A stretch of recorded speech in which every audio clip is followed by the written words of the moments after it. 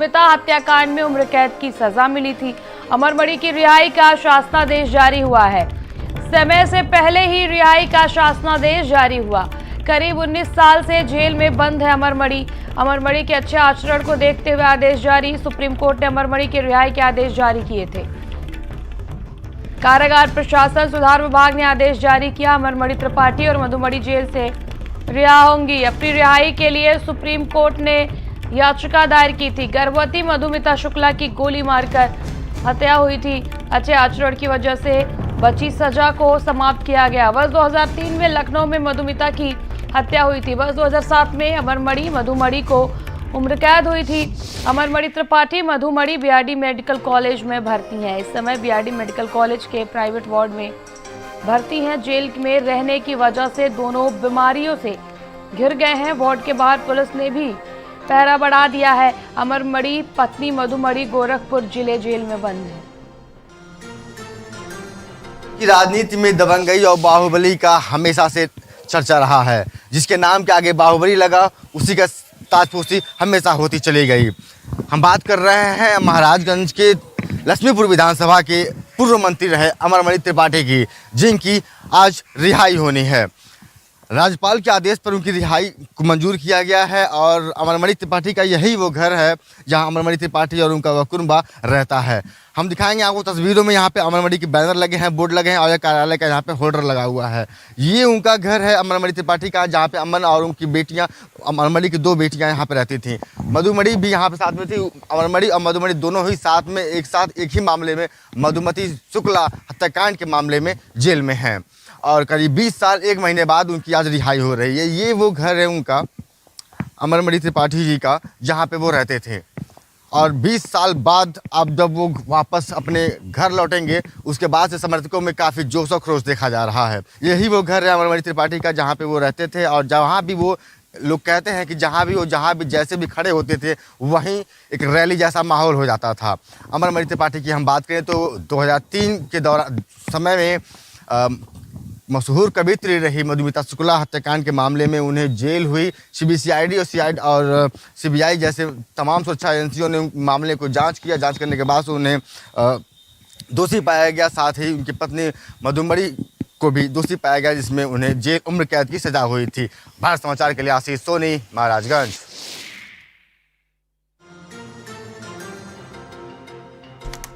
और मधुमिता की बहन निधि जी हमारे साथ जुड़ चुकी है। निधि जी, समझ में हम आपकी बातें सुन रहे हैं। हमने वो लेटर भी पढ़ा जो आपने लिखा था। जस्टिस अनिरुद्ध बोस व बेला त्रिवेदी की खंडपीठ में आज ही सुनवाई होनी थी। 53वें नंबर पर लिस्टेड था मामला, लेकिन इसके पहले ही अचानक से रिहाई कैसे देखती हैं आप, और किस प्रकार की उम्मीद इस वक्त आप कर रही हैं न्याय की? देखिए, हमेशा कोर्ट ने ही मधुमिता केस में न्याय किया है और जो निकम्मी सरकारें कई आई गई हैं मधुमिता केस में, कभी वो कोर्ट के जो आदेश होते हैं उनका तक पालन करवा पाई, क्योंकि अमरमणि एक माफिया है और माफियाओं की जरूरत हर सरकार में सबको पड़ती है। सवाल इस बात का है कि करीब 20 दिन से हम उत्तर प्रदेश सरकार को, महामहिम गवर्नर साहब को, सबको ये सूचनाएं बराबर दे रहे हैं कि हमने सुप्रीम कोर्ट में कंटेम्प्ट ऑफ कोर्ट, यानी जब सजा पूरी ही नहीं की तो सजा जो सुप्रीम कोर्ट की अवमानना हुई है हम मधुमिता केस में, उसका हमने केस फाइल किया है।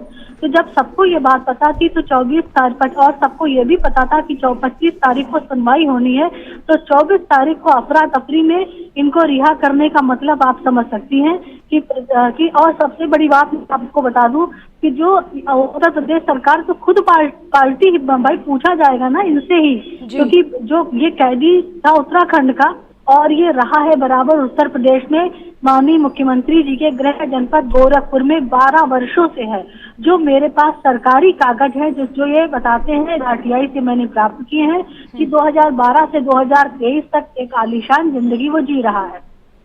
निधि तो जी, इस बात पे तो हाँ बताइए। बिल्कुल, क्या मुख्यमंत्री से आपने उस बारे में कभी बात करने की कोशिश की है? अब ये मामला सामने आया है, जब सुनवाई है उसके पहले रिहाई हो रही है, तो क्या आपने मुख्यमंत्री जी से बात करने की कोशिश की?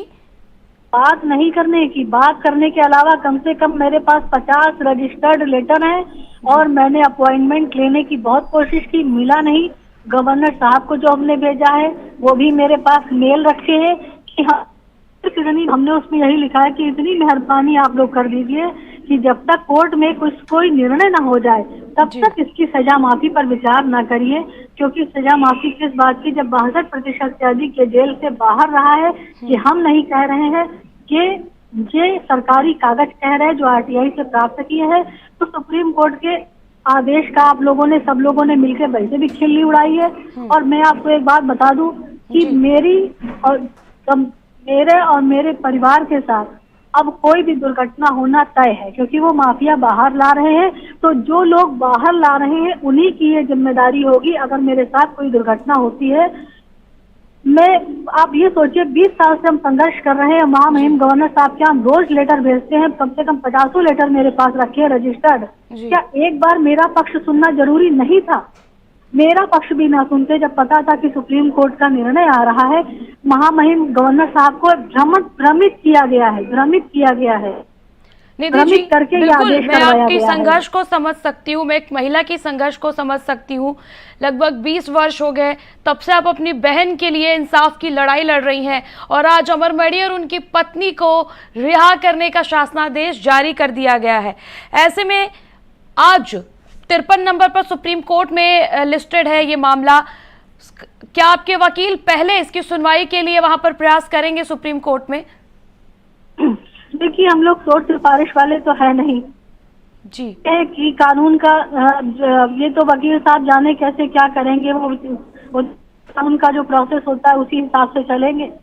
अमर मणि तो बिना जो कि अमर मणि एक माफिया है, उसका साथ सभी लोग दे रहे हैं। तो और मैं आपको बता कि जो नियम सारे कानून पता है और उसमें लोग उसका सपोर्ट भी करते हैं। अभी हम बताइए, किसी को नहीं सुनाई पड़ रहा है कि जब कोर्ट में याचिका एक तरफ दाखिल हो गई है और दूसरी तरफ सब उसको छोड़े दे रहे हैं, जबकि सबको पता है कि ये जेल में रहा नहीं। कोर्ट की अवमानना का केस हमने फाइल किया है। अरे कुछ तो शर्म करिए। कोर्ट का आदेश आ जाइए, फिर छोड़ दीजिए उसको। ये देश तो वास्तव में रहने लायक नहीं बचा महिलाओं के लिए। लेकिन और मैं आपको बता दूं, मेरी जिंदगी वैसे भी बड़ी मुश्किल में है। बिल्कुल निधि जी, जैसा आप कह रही हैं कि राजनीतिक सह है, आप बता रही हैं अमर मणि को, और अगर वो बाहर निकलता है कि तो आपके और आपके परिवार के साथ कोई भी अप्रिय घटना हो सकती है। इस प्रकार का क्या आपको कोई अंदेशा है? जिन लोगों ने छोड़ा है वही लोग इसके दोषी होंगे, क्योंकि अमर मणि को जब उन लोग छोड़ रहे हैं तो क्या उनको ये पता नहीं है कि अस्पताल में रहता था, इसने कोई भी कानून का पालन नहीं किया? तो और मैं आपको बता दूं, मैं अगर अमर मणि रिहा हो जाता है तो पूरे देश के वासियों से मेरी अपील है कि कभी भी इंसाफ के लिए आवाज मत उठाएं, क्योंकि हिंदुस्तान में इंसाफ बचा ही नहीं है। अगर बचा होता तो मधुमिता केस में जितनी मेहनत मैंने करी है कोई नहीं कर सकता। और कम से कम सब लोग देख रहे हैं कि सुप्रीम कोर्ट ने यहाँ सुनवाई है, फिर भी एक हत्यारे और उसकी पत्नी को रिहा किया जा रहा है। कुछ तो शर्म करो भाई, कुछ तो शर्म करो, कहीं तो न्याय कर दो किसी के साथ। बिल्कुल, लेकिन निधि जी एक चीज और देखिए, ये मैं नहीं कह रही हूँ, प्लीज इसको आप इस वे में मत लीजिएगा। जब इनको रिहा किया जा रहा है अमर मणि और उनकी पत्नी को, मधुमणि को, तो उनके अच्छे आचरण के चलते रिहा किया जा रहा है। और जबकि आप कह रही हैं कि आपके पास इस चीज का प्रूफ है कि वो जेल में रहे ही नहीं है, वो ज्यादातर अस्पताल में रहे और उनको अच्छे आचरण के लिए रिहा किया जा रहा है। भाई ऐसा है कि सुप्रीम कोर्ट ने अमर मणि का उत्तर प्रदेश में रसूख को देखते हुए स्टेट ट्रांसफर किया। नैनीताल हाई कोर्ट के अनुसार अमर मणि को हरिद्वार की रोशनाबाद, अभी तो ये लेटेस्ट उत्तर प्रदेश लेके आया है, इसको हरिद्वार की रोशनाबाद जेल में रहना चाहिए था, लेकिन ये जेल में कभी रहा ही नहीं। अच्छा, ये हम नहीं कह रहे हैं जी। जो आयोग से लड़ाई लड़के, आयोग से, राज्य सूचना आयोग से लड़ाई लड़के, आरटीआई से जो सरकारी कागज मैंने प्राप्त किए हैं, जो ये बताते हैं कि 15 और 16 नंबर कमरे में, मेरे पास पुख्ता सबूत है जो मैंने सुप्रीम कोर्ट में लगाए हैं, जो ये साबित करते हैं कि अमर मणि कभी जेल गया ही नहीं। तो 2012 से 2023 तक बराबर यही रह रहा है अस्पताल बीआरडी में 15-16 नंबर कमरे में, जो राजाओं की तरह सजाया गया है। आप खुद देख लीजिए, तस्दीक कर लीजिए जी। और ये क्वेश्चनिंग करी जाएगी कि आखिर आप, और 62% से अधिक जेल के बाहर रहा है। और ये सारे सबूत मैंने उत्तर प्रदेश सरकार को भी भेजे थे, प्रमुख सचिव गृह को भेजे थे, गवर्नर साहब को भेजे थे, सबको भेजे थे, किसी ने नहीं सुना। बिल्कुल निधि जी, इस हत्याकांड के बाद देहरादून की फास्ट ट्रैक कोर्ट ने 24 अक्टूबर 2007 में अमर मणि उसकी पत्नी को सजा सुनाई थी, जिसके बाद से देखिए आप सालों से लड़ाई लड़ रही हैं और आज ये दिन आ गया, वो जेल से बाहर जा रहा है। जैसा कि आपने एविडेंस बताया, ये तमाम एविडेंस क्या आपने कभी राज्यपाल जी को इस बारे में जिक्र किया कि वो अपने बैरक में नहीं थे, या फिर तमाम तरह की बातों का जिक्र क्या आपने राज्यपाल के सामने किया अपने लेटर में? अरे एक नहीं, 6-7 बार किया, और हमने परसों ही मेल किया है राजभवन में, गवर्नर साहब के वहाँ रजिस्ट्री पत्र भेजे हैं, टाइम लेने का प्रयास किया, ऐसी कोई कोशिश नहीं छोड़ी जो उनके कानों तक आवाज ना गई हो। और आज जब ये सब कुछ पता है, बिल्कुल, आज जब ये मामला उठा है तो अमर मणि के बेटे अमन मणि का भी जिक्र हो रहा है। सारा हत्याकांड में लगातार ये कहा जा रहा था कि आप जो मधुमिता की बहन है और शारा की जो माँ है, वो भी बहुत लंबे अरसे से अपनी बेटी के न्याय की लड़ाई लड़ रही है और आप अपने बहन के न्याय की लड़ाई लड़ रही हैं। क्या कहेंगे आप इस पर, क्योंकि बात अब महिला इंसाफ की हो रही है? हम यही कहेंगे पूरे हिंदुस्तान में, और हम चुप नहीं बैठेंगे।